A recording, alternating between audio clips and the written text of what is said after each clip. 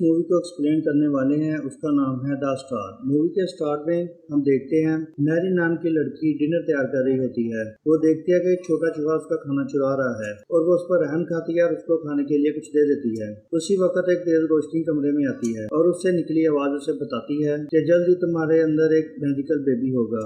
Mary को पता चलता है कि ये बेबी आने वाले टाइम का किंग बनेगा और वो आवाज कहती है कि इसका अच्छे से ख्याल रखना। मैरी भी इसे हुक्म मानकर तैयार हो जाती है और देखती है कि वो रोशनी उसके घर से निकलकर ऊपर आसमान में एक स्टार बनकर रुक गई है और वो स्टार बहुत तेजी से चमक रहा है। वो चूहा ये सब कुछ देख लेता है और फौरन ये खबर अपने दोस्तों को देने जाता है। फिर हम दूसरे जानवरों को देखते हैं जो सब उस चमकते हुए स्टार को देखकर बहुत हैरान होते हैं। इन्हीं में से एक है बो नाम का डॉगी जो अपने डैड के साथ एक चक्की में काम करता है। वो अपने डैड को बताता है कि हो सकता है कि स्टार की वजह से मेरी किस्मत बदल जाए और वो जल्दी यहाँ से आजाद हो जाएगा। उसके डैड कहते हैं कि फजूल बातों को छोड़ो और काम पर ध्यान दो। सुबह उसका फ्रेंड डेव उससे मिलने आता है और बताता है कि आज उनकी सिटी से शाही सवारी निकलने वाली है। वो ये सुनकर बहुत ही खुश होता है और अपने डैड से कहता है कि शायद स्टार ने उसकी किस्मत बदल दी है। उसके डैड उसे इस तरह के ख्वाब देखने से मना करते हैं, लेकिन वो कहता है कि एक दिन वो शाही सवारी में शामिल होकर सबको प्राउड फील करवाएगा। तभी बाहर से बेल की आवाज आती है और वो देखता है कि वो सवारी उनके पास से गुजर रही है। वो अपनी रस्सी काटना चाहता है और थोड़ी सी कोशिश के बाद वो खुद को आजाद कर लेता है। उस वक्त उसका मालिक भी वहाँ पे आ जाता है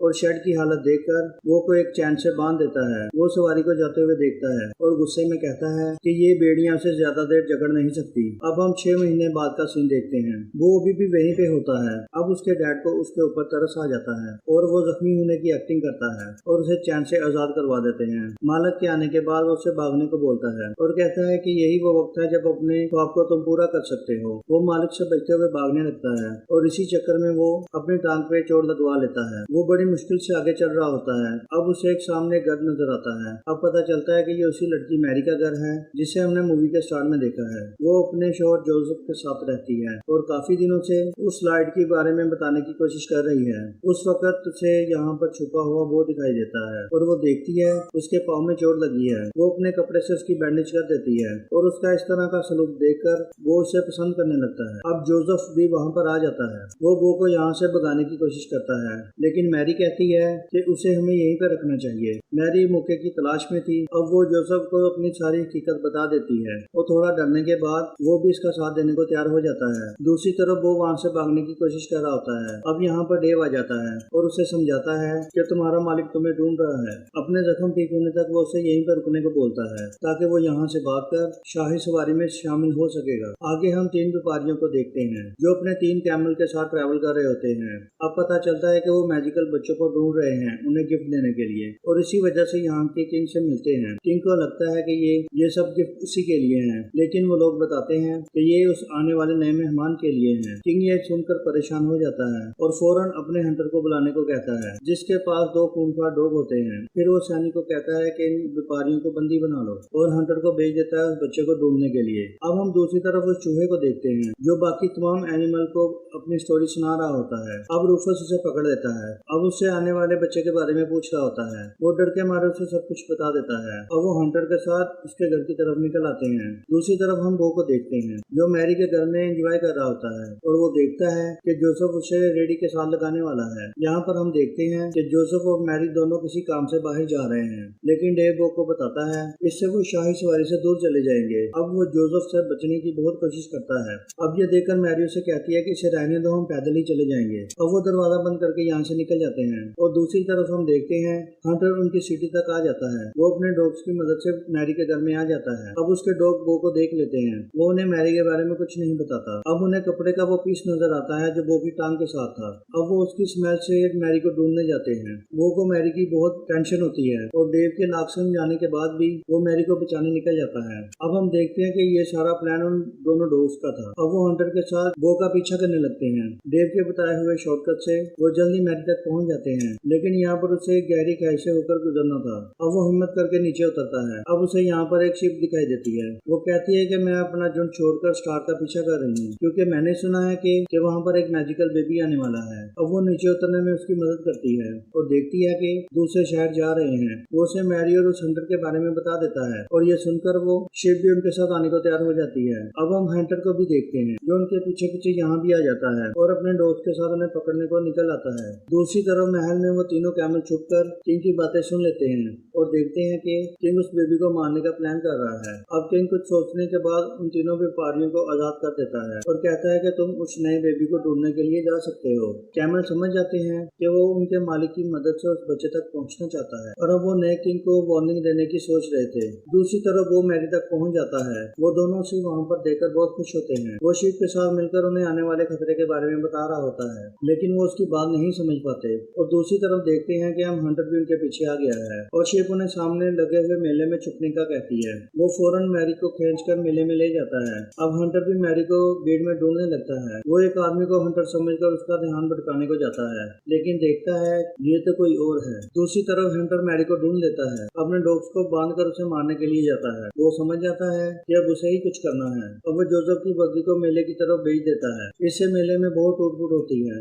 इसी चक्कर में हंटर एक कुएं में गिर जाता है। वो फिर से मैरी को खींचने लगता है और वो देखती है कि ये सब कुछ वो ने किया है। हंटर के डॉग बंधे हुए थे, इस वजह से उसे नहीं रोक पाते। वो सब मेले से निकल जाते हैं। जोसेफ मेले में हुए नुकसान से बहुत नाराज होता है और कहता है कि अब इस डोंकी को अपने साथ रखना नुकसानदेह है। मैरी उसे आराम से रहने को कहती है, लेकिन जोसेफ वो की और जिम्मेदारी लेने से मना करता है। वो भी उदास होकर डेव के साथ वहाँ से जाने लगता है और शीप के समझाने का भी उसके ऊपर कोई असर नहीं होता। अब हम दूसरी तरफ हंटर को देखते हैं, जो कि कुएं से बाहर आ गया है और अपने डॉग्स के साथ एक बार फिर मैरी के पीछे जाने लगता है। अब हम मैरी को देखते हैं, जो वो के जाने से बहुत ज्यादा परेशान थी, लेकिन वो डेव के साथ शाही सवारी की तरफ जा रहा था। जल्द ही उन्हें वो सवारी मिल जाती है। भागते हुए वो देखता है कि मैरी की बनी हुई बैंडेज खुल गई है। अब उसे लगता है कि मैरी को उसे अकेले नहीं छोड़ना चाहिए था। अब वो डेव को अकेले ही आगे जाने को कहता है। डेव भी उसका साथ छोड़ने से मना कर देता है और कहता है कि मैं ये ख्वाब अकेला पूरा नहीं कर सकता। अब दोनों मैरी को ढूंढने निकल जाते हैं। अब हम देखते हैं जोसेफ की बग्गी टूट जाती है और वो मैरी पर नाराज हो जाता है। मैरी उदास होकर वहाँ से चली जाती है और ये देखकर जोसेफ को बहुत बुरा लगता है। और अब वो देखता है कि वो वापस आ गया है और उसे मैरी के पास जाने को कह रहा था। वो मैरी से माफी मांगता है और कहता है कि हम मिलकर इन प्रॉब्लम का सामना करेंगे। अब वो मैरी को अपने ऊपर बिठाकर आगे चलने लगते हैं। अब हम देखते हैं कि हंटर और व्यापारी दोनों उसी तरफ जा रहे होते हैं। जल्द ही ये लोग एक दूसरी सिटी की तरफ पहुंच जाते हैं। जोसेफ एक होटल की तलाश में होता है। अब वो को अपना पुराना मालिक नजर आता है।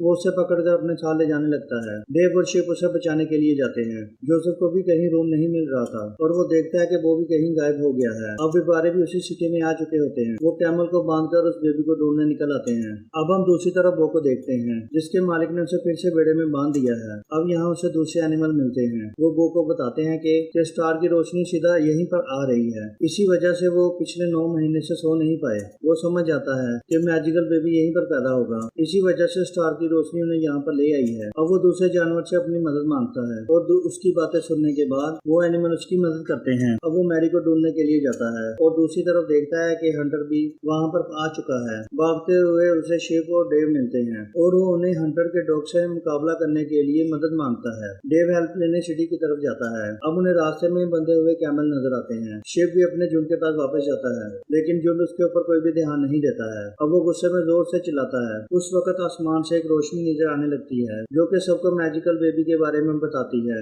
और सारा झुंड उसकी मदद करने को तैयार हो जाता है। अब हम जोसेफ को देखते हैं, जो भी एक होटल ढूंढ रहा था और मैरी की तबीयत खराब हो रही थी। वो उसे एक जगह पर आराम करने को कहता है। अब उन्हें ढूंढता हुआ वो वहाँ पर आ जाता है। अब हंटर मैरी की तरफ बढ़ रहा होता है। वो भागकर उन दोनों के पास आ जाता है और उन्हें अपने साथ चलने को कहता है। हंटर भी उन्हें देखकर उनका पीछा करता है। वो उन्हें बचाकर बेड़े में ले आता है। वहाँ वो देखते हैं कि एनिमल सारी जगह को साफ कर चुके थे। जोसेफ मैरी को मैंगर के पास बिठा देता है। वो एनिमल को थैंक बोलकर बाहर आ जाता है। अब देखता है कि हंटर के डॉग उसी की तरफ आ रहे हैं। अब वो उनसे लड़ना शुरू कर देता है। अब हंटर भी वहाँ पर आ चुका होता है। अब वो हंटर को रोकने की कोशिश करता है, लेकिन वो कामयाब नहीं होता और उसके डॉग उसे पकड़ लेते हैं। हंटर बेड़े की ओर बढ़ता है। इससे पहले कि वो अंदर जाए, शिप अपने झुंड के साथ आकर उसके ऊपर हमला कर देता है। अब डेव भी वहाँ पर आ चुका था और उसके साथ आए हुए कैमल हंटर और उसके डॉग को पकड़कर नीचे खाई में गिरा देते हैं। वो को ऐसा देखकर उनके ऊपर तरस आ जाता है। वो उन्हें बचाने की कोशिश करता है। अब उन्हें दूसरी तरफ बेबी की आवाज सुनाई देती है। यह सुनने के बाद हंटर ऊपर चढ़ने की कोशिश करता है, लेकिन वो नाकाम रहता है। वजन कम करने के लिए वो अपने दोस्त को नीचे छोड़ देता है। अब वो उन्हें बचाने के लिए नीचे छलांग लगा देता है। हंटर ऊपर आने के लिए अपनी तलवार का यूज करता है, लेकिन इससे सारे पत्थर टूट जाते हैं और वो नीचे गिरकर मर जाता है। वो पूरी कोशिश करने के बाद उन डॉग को गिरने से बचा लेता है और अपने दोस्तों की मदद से वापस ऊपर ले आता है। अब उनकी चैन खोल दी जाती है। अब उन डॉग्स को अपनी गलती का एहसास हो चुका था। अब सब सब लोग वेड़े में वापस आ चुके थे। अब सब एनिमल उस बेबी को देखकर बहुत खुश होते हैं। अब दोनों डॉग्स भी वहाँ पर आ चुके थे और उन्हें उदास देखकर वो उन्हें इस बेबी से मिलवा देता है। अब वो व्यापारी भी यहाँ पर आ चुके थे। अब वो बेबीज को अपने गिफ्ट देने आए थे। सब लोग सर झुकाकर उस होने वाले किंग को रिस्पेक्ट देते हैं। अब वो वहाँ से वापस जाने लगता है। अब मैरी उसे रोककर अपने साथ रहने को कहती है और इसी के साथ ही मूवी की हैप्पी एंडिंग हो जाती है। अब अगर आपने हमारे चैनल को सब्सक्राइब नहीं किया तो सब्सक्राइब करें ताकि नई आने वाली वीडियो का नोटिफिकेशन आपको बआसानी